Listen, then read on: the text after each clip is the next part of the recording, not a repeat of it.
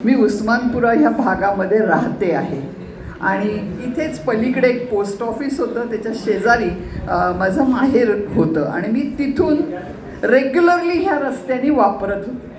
75 सालपासून आजपर्यंत कधीही इथे आत येण्याची संधी दिली नाही, कारण परीक्षा जरी दिली तरी अडचण आली म्हणून आत यावं लागलं नाही किंवा काही नाही, म्हणजे काम अडलं नाही आणि तर ही एक संधी की जे आपण बघतो आहोत. आत SSC बोर्ड आहे हां इथे, मग ते उच्च माध्यमिक झालं आणि 77चं तर मला आठवतं की पहिली दगडफेक नामांतर आंदोलनातली इथं झाली आणि मग सगळं मराठवाडा भरते आणि पुढे 14 वर्ष आंदोलन झालं. तर असं एक ऐतिहासिक इमारतीमध्ये मला यायची संधी मिळाली. दुसरं, माझा आजची एक जी भूमिका आहे ती थोडीशी घर वापसीसारखी आहे, कारण मी माझ्या करिअरची सुरुवात कनिष्ठ अधिव्याख्याता म्हणून केलेली आहे. 1984ला MPSCकडनं सिलेक्ट झालेली माझी पहिली बॅच होती आणि कनिष्ठ प्राध्यापक संघटनेचे आजचे काही जे मुद्दे असतील त्यातले बरेचसे मुद्दे त्यावेळेपासून आज तागायत आम्ही सोडवत आहोत. आजही माझं महाराष्ट्र शासनाशी भांडण सुरू आहे, वाद सुरू आहे आणि चर्चा सुरू आहेत. पण कनिष्ठ महाविद्यालयीन अध्यापक संघटना सुरू होण्याची मला आता हे आठवत नाही, सन आठवत नाही, पण विवेकानंद महाविद्यालयामध्ये 12 वर्ष हे झाल्यानंतरचा तुमचा जो रिफ्रेशर कोर्स होता, त्या रिफ्रेशर कोर्समध्ये मराठी समाजशास्त्र परिषद काय आहे हे सांगण्यासाठी मला बोलवलेलं होतं आणि त्यावेळेला चाललं होतं मग आम्ही आमची संघटना वेगळी करू का, पण तशी करण्याची खरं तर गरज नाही. तर म्हणलं नाही नाही आम्हाला फार अडचण येते आणि मग त्या अडचणीतनं पुढे कुठेतरी संघटना झाली. त्यावेळेची अडचण अशी उरली होती आणि मला खूप आनंद झाला ज्याला विद्या बिल्लारे व्हिएतनामला जाऊन आली असेल असं मी गृहीत धरते, कारण माझं अजून चर्चाच नाही झाली तिच्याशी. पण म्हणजे अधिवेशनाला जायला आम्हाला रजा मिळत नाही ही त्यावेळेची पहिली मागणी होती. दुसरं होतं, पेपर प्रेझेंट करायचे असतील तर सिनियर कॉलेजची मंडळी आमच्याकडे असं काही बघतात की आम्हाला काही करता येत नाही आणि मी सांगत होते की मी 10 वर्ष ज्युनियर लेक्चरर होते. मुंबईच्या विभागीय शिक्षण याच्याशी SSC बोर्डाशी माझा संबंध होता, तिथली मी पेपर तपासणीस होते आणि पुढचं प्रमोशन मिळायच्या आत मी इकडे विद्यापीठात आले. माझी पहिली केस आहे की मी ज्युनियरमधनं विद्यापीठात आले आणि मला वाटतं त्याच्यानंतर एवढी उडी कोणी मारली नाही. आता जे त्यावेळेला तर पेपसुद्धा प्रोटेक्ट होत नव्हता, त्यासाठी पत्रव्यवहार करावा लागला, त्यासाठी झुंजावं लागलं, लोकायुक्तांपर्यंत केस लढवावी लागली आणि लोकायुक्तांनी निर्णय दिला की ह्यांचे जे जे काही त्यावेळेच्या मागण्या होत्या त्या सगळ्या लोकायुक्तांनी शिफारस केलेली होती आणि ती शिफारस होती पे प्रोटेक्शनची, ती शिफारस होती सेवा सातत्याची, ती शिफारस होती ही सेवा पेन्शनला गृहीत धरण्याची. आणि असं वाटलं की सगळे प्रश्न संपले.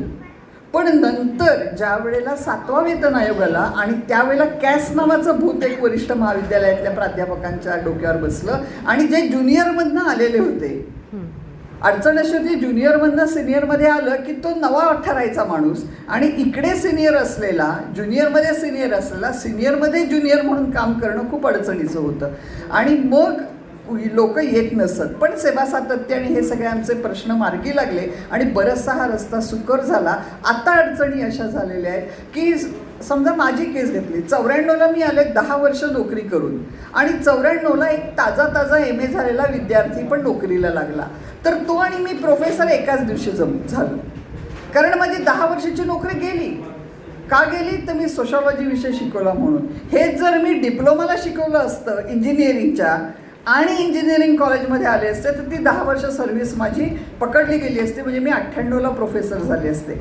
आर्थिक गणितं काही असतील, त्याची किती कोटीचे नुकसान झालं तो वेगळा विषय, पण जो मानसन्मानाचा विषय असतो, जो प्रतिष्ठेचा विषय असतो, त्यामध्ये मात्र ज्युनियरला सातत्याने निग्लेक्ट केलं जातं. आणि म्हणून मला आनंद वाटला तुमचा सगळ्यांचा सत्कार करत असताना आणि प्रत्येक वेळेला तुम्ही म्हणून मॅडम तुम्हाला उठावं लागते, पण मला अतिशय आनंद होत होता की अरे हे पण यांनी केलं, हे पण यांनी केलं, हे पण हे करतायत आणि कुठेतरी आपण अडखळत टाकलेली वाट, कारण मी पहिल्या बॅचची कनिष्ठ महाविद्यालयातली प्राध्यापक, ही कुठेतरी राजरस्ता होते ह्याचा मला आनंद होतोय. विद्यापीठात आल्यानंतर 99ला पहिला परिभाषा कोश वैयक्तिक पातळीवरती मी काम केलं. ते शिवधनुष्य होतं आणि बापरे असं झालं की नको परत काही प्रकाशित करायला, इतके त्याच्यात वेगवेगळे अनुभव आले. पण आता तुम्ही राज्य मंडळाच्या माध्यमातून ज्या वेळेला हे होतं त्यावेळेला अधिक चांगलं काम होईल. तुम्हाला सगळ्यांना शुभेच्छा. अधिक चांगलं काम करत राहा. आपल्या विषयाची गरज तर पडणारच आहे, कारण ज्या ज्या वेळेला प्रश्न निर्माण होतात त्या वेळेला समाजशास्त्र काय करतं हा प्रश्न नंतर विचारतात, पण ट्रेनिंगकडे मात्र दुर्लक्ष होतं. कालच UPSCचा रिझल्ट जाहीर झाला आणि पेपरला 1-2 दिवसातल्या बातम्या आहेत. दिल्ली युनिव्हर्सिटीचे 30 विद्यार्थी सिलेक्ट झाले, त्यातल्या जवळपास 25 विद्यार्थ्यांचं सोशॉलॉजी आहे.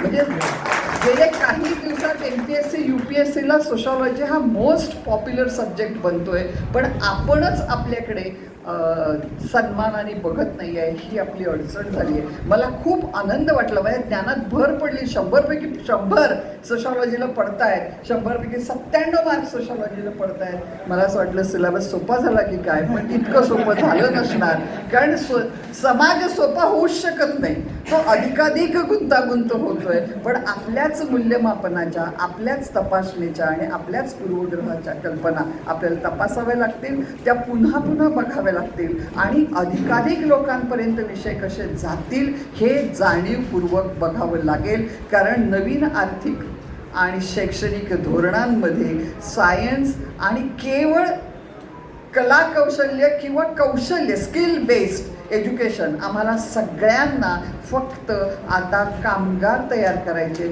विचार करणारी माणसं बनवायची नाहीत, असा एक आंतरराष्ट्रीय स्तरावरती जो काही गोंधळ चाललेला आहे त्याला आपल्याला उत्तरं ही शोधावी लागतील. आपल्याला बघा तुम्ही बाहेर गेल्यानंतर काय काय समजतं. आपल्याकडे आपण सोशल सायन्सेस लँग्वेजेस बंद पाडतो आहोत आणि त्याच वेळेला अमेरिकेमध्ये हार्वर्डसारख्या विद्यापीठांमध्ये सोशल सायन्सेस लँग्वेजेस सुरू होत आहेत. आपल्याकडे मुंबईच्या म्हणजे पवई IITमध्ये सोशल सायन्सेस सुरू होऊन एक 10-10 वर्ष ही झालेली आहेत आणि म्हणजे उच्च तंत्रज्ञानाच्या पातळीवरती हे विषय इंट्रोड्यूस केले जात आहेत आणि जिथे ते वेल सेटल्ड होते तिथनं मात्र अपरूटेड केले जात आहेत. अशा दोन्ही प्रक्रिया ज्या वेळेला एकाच वेळी चालतात त्यावेळेला आयुष्य आणखी गंभीर होताना दिसतं आणि म्हणून सेवानिवृत्त झालो तरीही आता काम संपलं असं नसतं. उलट हा इतका छान कार्यक्रम असतो की आपली घड्याळाशी बांधिलकी संपते. आमका तास घ्यायचा आहे, इतक्या वाजता जायचं आहे हे संपतं, पण आपली समाजाची बांधिलकी नाळ काही सुटत नाही. आणि म्हणून आर्थिक स्वास्थ्य तर आलेलं आहेच, पण तुम्हाला शारीरिकदृष्ट्या अधिकाधिक निरोगी तुम्ही राहोत अशा मी शुभेच्छा देते. आणि ह्या निरोगीपणाचा उपयोग समाजाप्रती अधिकाधिक कसा करत जाऊ हे आपण बघूया. जे कामात आहात ते अधिक कामात गुंतत राहा. मजा वाटली, खूप बरं वाटलं. म्हणजे माझी 88च्या विद्यार्थिनीचा सेवागौरव मला करावं लागतं, हा एक योग झाला ना. 88ला 12वीला असलेली विद्यार्थिनी, त्यावेळेला माझ्या करिअरची एक 4-5 वर्ष झालेली होती करून, आणि ती मला आत्ता येताना सांगते आम्हाला आठवत आहेत अजूनही तुमचे क्लासेस. तर मला असं एकदम वा जिना चढायला काही ताकद लागली नाही, मी सगळ्याजवळपर्यंत आले आणि तुम्हा सगळ्यांना पुन्हा एकदा भेटून मला आनंद वाटला. आणि म्हणून सेवा गौरव हे निमित्त पण तुम्ही बोलवलं, मानसन्मान केलात आणि आठवण काढली. कारण एक आहे सेवानिवृत्त झाल्यानंतर आठवण काढणारे भेटले की बरं वाटतं. कारण आपण चाललो हे खरं, प्रामाणिकपणे चाललो हेही खरं, पण आठवण ठेवतायत हे जरा जास्त चांगलं वाटतं. आणि म्हणून मला परत आवजो म्हणाला, घर वापसीचा अनुभव दिला, ह्याबद्दल मी खूप खूप आभार व्यक्त करते. आणि सीमानी सन्मानपत्र तर सुरेख लिहिलं, कोणी लिहिलं माहीत नाही, पण सुरेख वाचलं आणि एकंदरीतच नेटकं असं एक आयोजन तुम्ही सगळ्यांनी केलं. मला खूप छान वाटलं, आनंद वाटला. आणि विद्यार्थ्यांनी दिलेला हाच आनंद आयुष्याची शिदोरी असते, मला तो भरभरून मिळत गेला. म्हणून म्हणजे देव आहे की नाही मला माहीत नाही, पण जे काही आहे ते मोजतं आहे ह्याच्यावरचा विश्वास माझा पुन्हा पुन्हा दृढ होत चालला. या दृढ विश्वासासह मी बोलवल्याबद्दल आभार व्यक्त करते. उशीर झाला आहे, पुढे पेपरचे गठ्ठे दिसतात आणि कमी असलेला कालावधी दिसतो. हे सगळं असलं तरीही तुम्ही शांतपणाने माझं बोलणं ऐकून घेतलं, याबद्दल पुन्हा एकदा आभार मानते आणि थांबते. जय हिंद.